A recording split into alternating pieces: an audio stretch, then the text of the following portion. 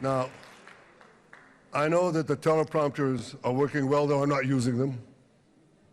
But I'm not sure about the translation. So I'll say words in English. President Trump, the Knesset welcomes you and your distinguished delegation to Jerusalem, our eternal capital. This is your first visit to Israel since you recognize Jerusalem as our capital and moved the embassy here. Thank you, President Trump, for that.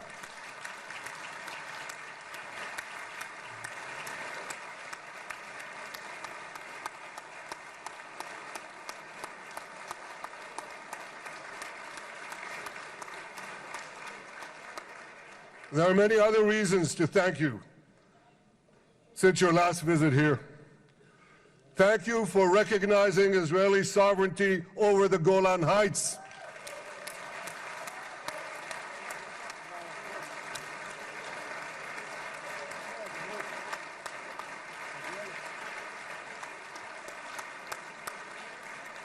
Thank you for standing up to the lies against Israel in the United Nations.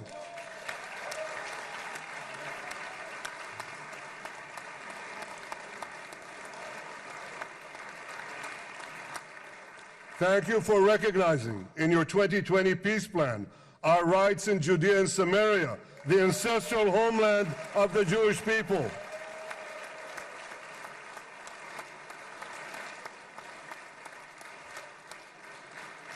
Thank you for brokering the historic Abraham Accords. Abraham, Iskemei Avraham.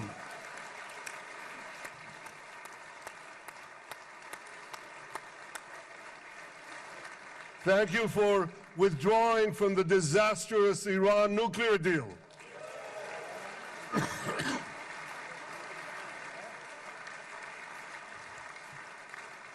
Thank you for supporting Operation Rising Line and for your bold decision to launch Operation Midnight Hammer. Boy, is that, you got to hear this.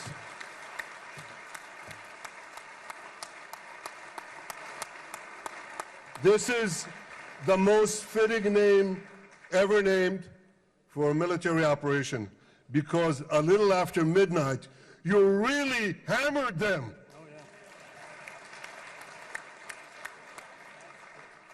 My friends, this is only a partial list, but it's enough to affirm what I've said time and again. Donald Trump is the greatest friend that the state of Israel has ever had in the White House.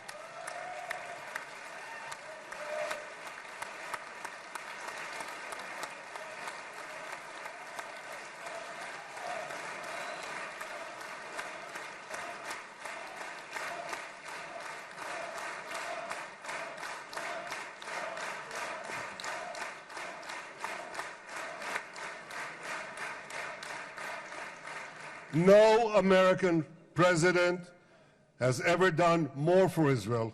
And as I said in Washington, it ain't even close. It's really not a match. Mr. President, today we welcome you here to thank you for your pivotal leadership in putting forward a proposal that got the backing of almost the entire world. A proposal that brings all our hostages home.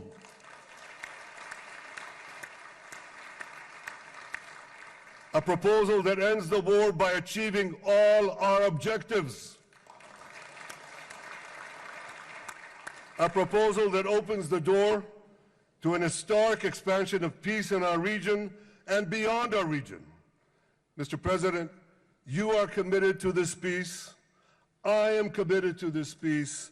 And together, Mr. President, we will achieve this peace. We've done it before. We've done it before in the Abraham Accords, and we'll do it again. Mr. President, today the Jewish calendar marks the end of 2 years of war. That war began on October 7th, on the Jewish festival of Simchat Torah.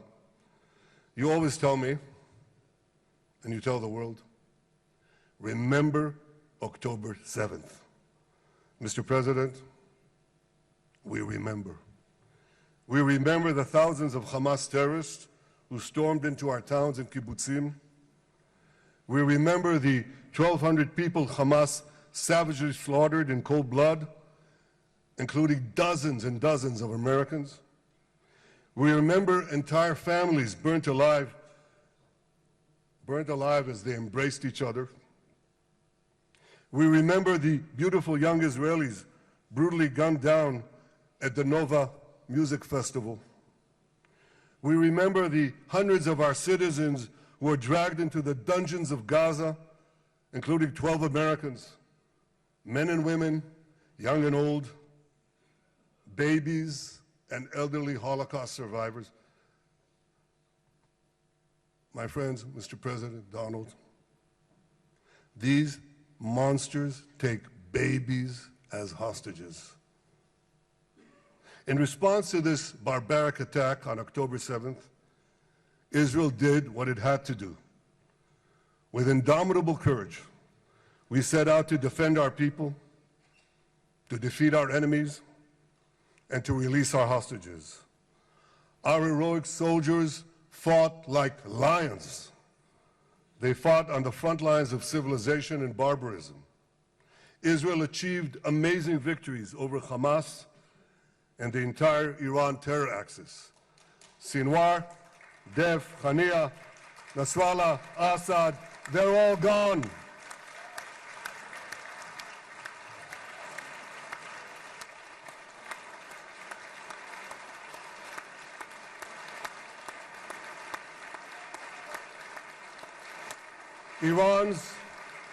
Iran's nuclear weapons and ballistic missile program, with your enormous help, Mr. President, rolled back.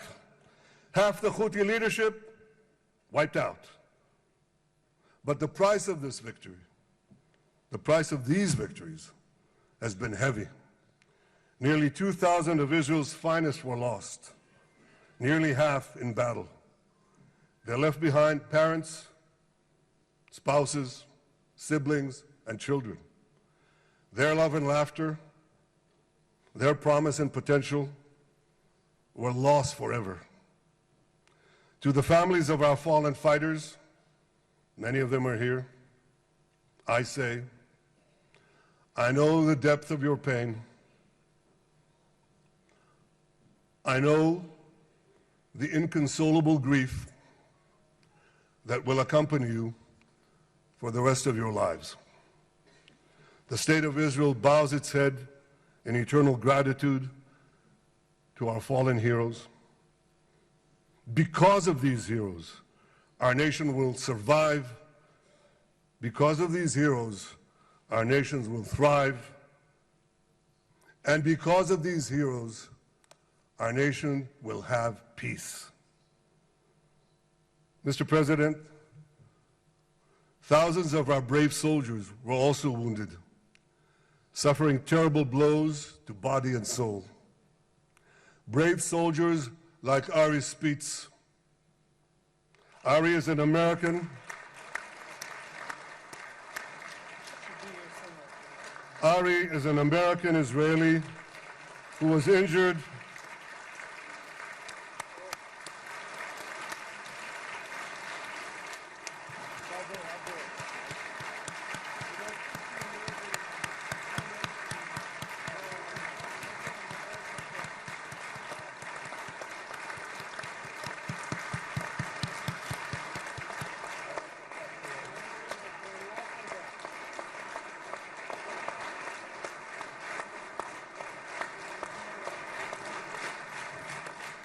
Ari is an American Israeli who was injured in Gaza while searching for Hamas terrorists and weapons. Two of Ari's comrades were killed in this action, and 10 were injured. Ari was presumed dead, but made a miraculous recovery despite losing 3 limbs. Ari, stand up for a minute alone. Stand up. There you go. There. Ari, you are the spirit of Joshua. You are the spirit of David. You're the spirit of the Maccabees. You are the spirit of Israel. I salute you. We all salute you.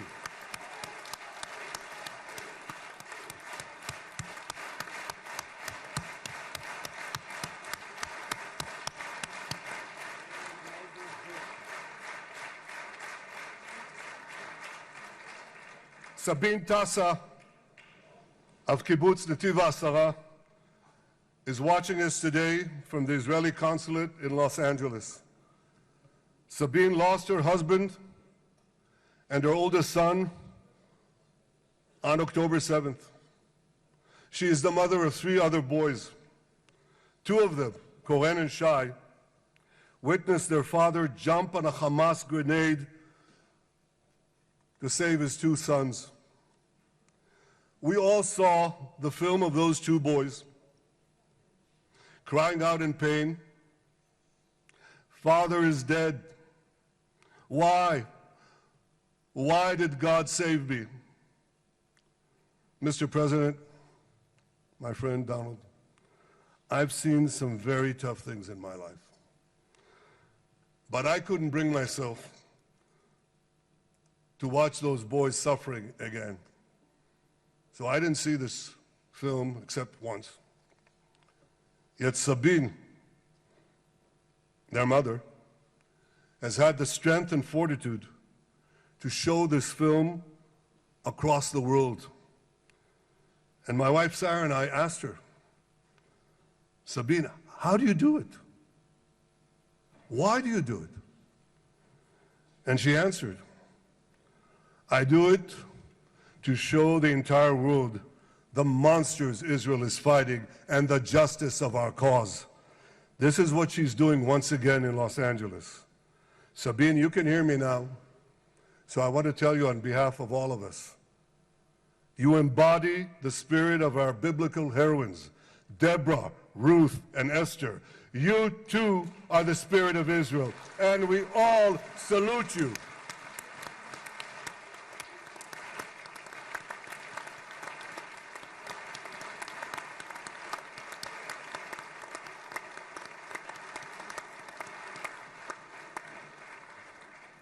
Mr. President, you asked me on our many conversations during the 12-day war with Iran, you asked me, how are the people holding up?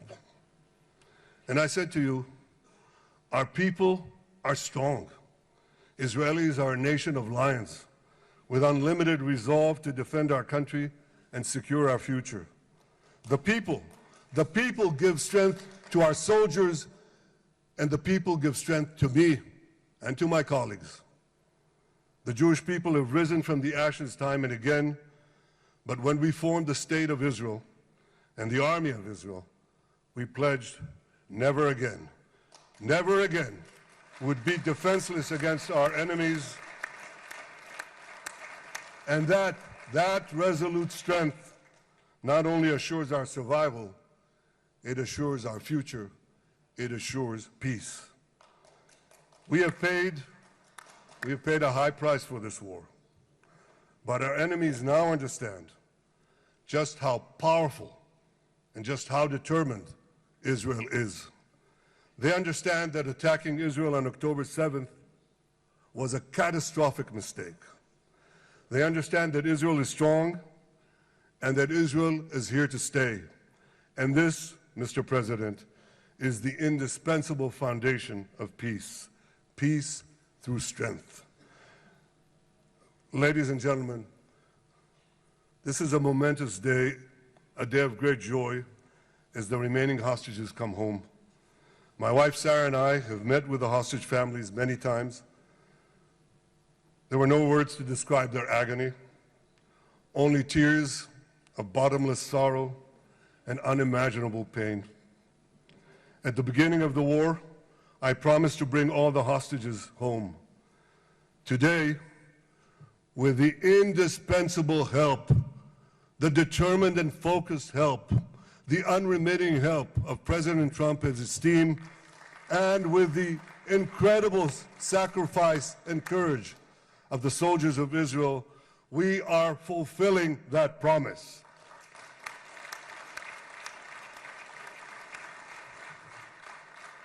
It has been a long journey to get here. In the first week of the war, our brave soldiers put military pressure on Hamas, and the international community put diplomatic pressure on them. This enabled us to secure the release of over 100 hostages. In heroic rescue attempts behind enemy lines, Israel's special forces rescued 8 live hostages and brought back the remains of dozens more. But as time went on, we all know what happened.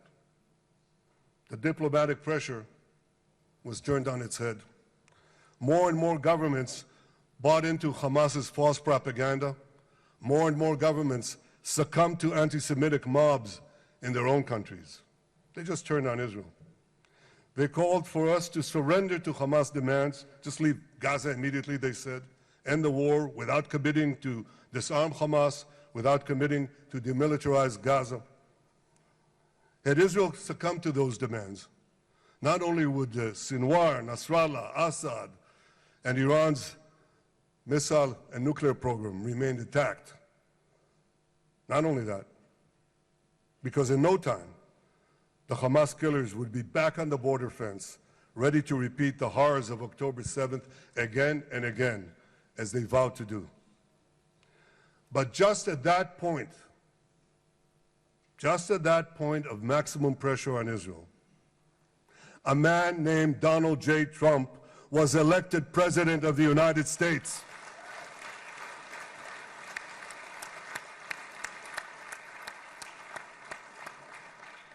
And ladies and gentlemen, overnight, everything changed. Everything. We felt it right here. Mr. President, thanks to your unequivocal backing of Israel, we secured a second hostage deal within weeks of your election. And in the months that followed, we worked closely together to forge a path to bring the remaining hostages home and end the war. End the war in a way that ensures the disarming of Hamas, the demilitarization of Gaza, and that Gaza would never again pose a threat to Israel. 2 months ago, you fully backed my decision to send the IDF into the last Hamas stronghold in Gaza City. You shared my view that this military pressure would help free the hostages. And despite all the criticism, all the naysayers, we were right. Hamas caved in. And 2 weeks ago, you succeeded in doing something miraculous. You succeeded in doing something that no one believed was possible. You brought most of the Arab world, you brought most of the world behind your proposal to free the hostages and end the war. I want to thank Steve Witkoff, Jared Kushner, and Ron Dermer for their great contribution to this effort.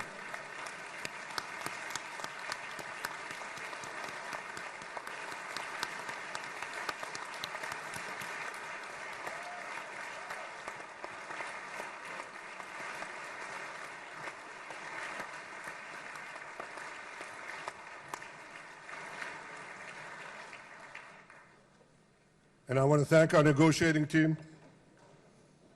I believe that the close cooperation between the two of us, between our two nations, combining Israel's military pressure and President Trump's unmatched global leadership. I have to tell you, I've seen a lot of American presidents. I've seen them all in the time that I've been here, and I've been here quite a lot of time. I've never seen anyone move the world so quickly, so decisively, so resolutely as our friend President Donald J. Trump.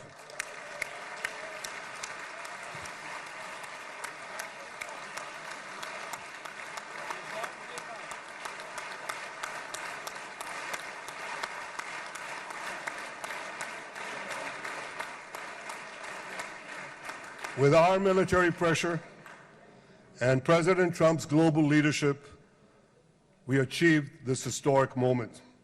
It's a moment of indescribable joy as our nation embraces our sons who are coming home. Mr. President, this week, Jews around the world are going to read the book of Ecclesiastes, Kohelet, in the Bible. The Bible has many miraculous moments. One of them was your decision to bomb Fordo.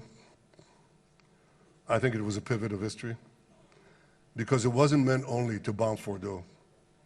That action and your previous action of taking out Qasem Soleimani, the architect of death, I think that changed the balance of power in the world. You brought America back again to the driver's seat.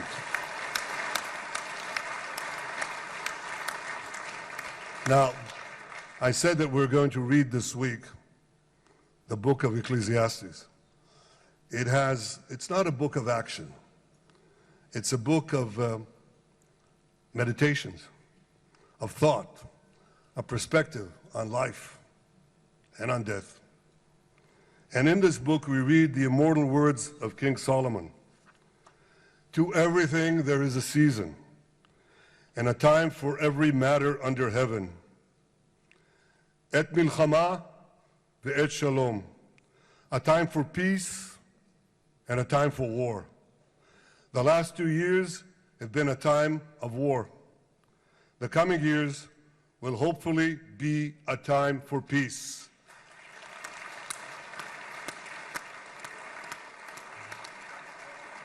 Peace inside Israel and peace outside Israel.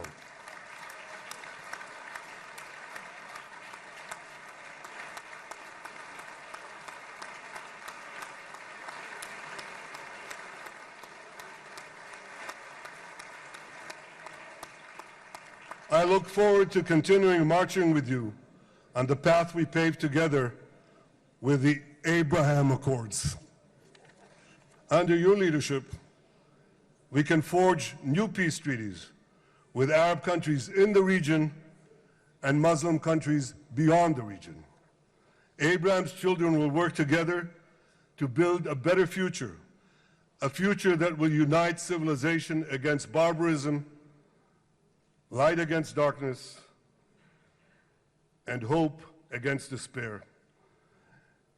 And my friends, I believe that with President Trump's leadership, this will happen a lot faster than people think.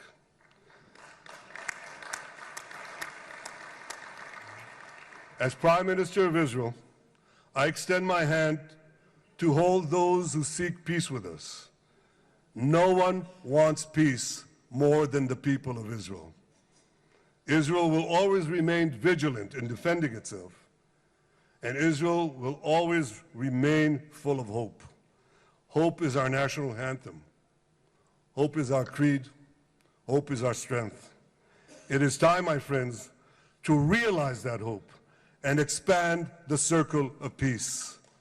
Mr. President, thank you for all you have done for us. I have submitted your nomination to be the first non-Israeli recipient of the Israel Prize, Israel's highest award. As to that other prize, just a question of time, you'll get it. But I want you to get the Israel Prize, our highest award, to our greatest friend.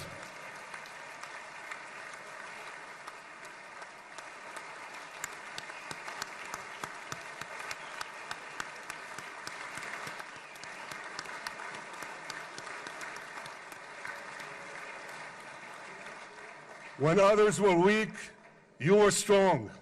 When others were fearful, you were bold. When others abandoned us, you stood by our side. On behalf of the government and people of Israel, I thank you for your extraordinary friendship Thank you for helping bring our hostages home.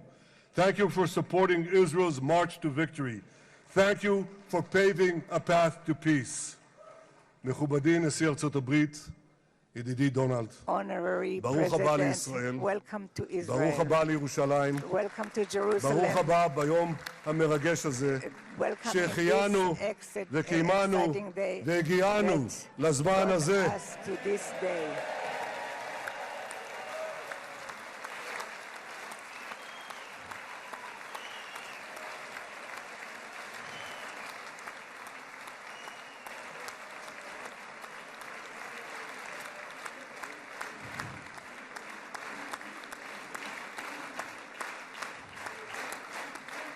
May God bless you and your family, Mr. President. May God bless America. May God bless Israel. And may God bless the covenant between our two promised lands. Thank you, Mr. President.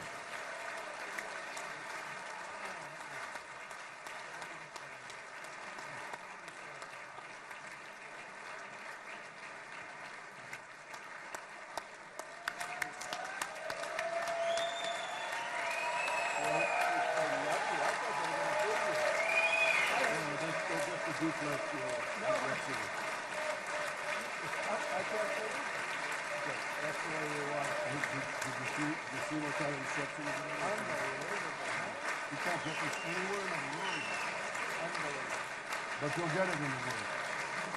Thank you.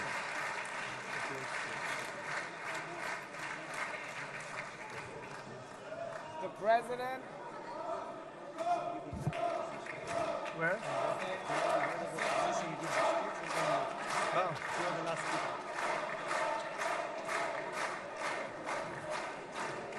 Come on up, opposition. Come on, opposition. Yeah, okay.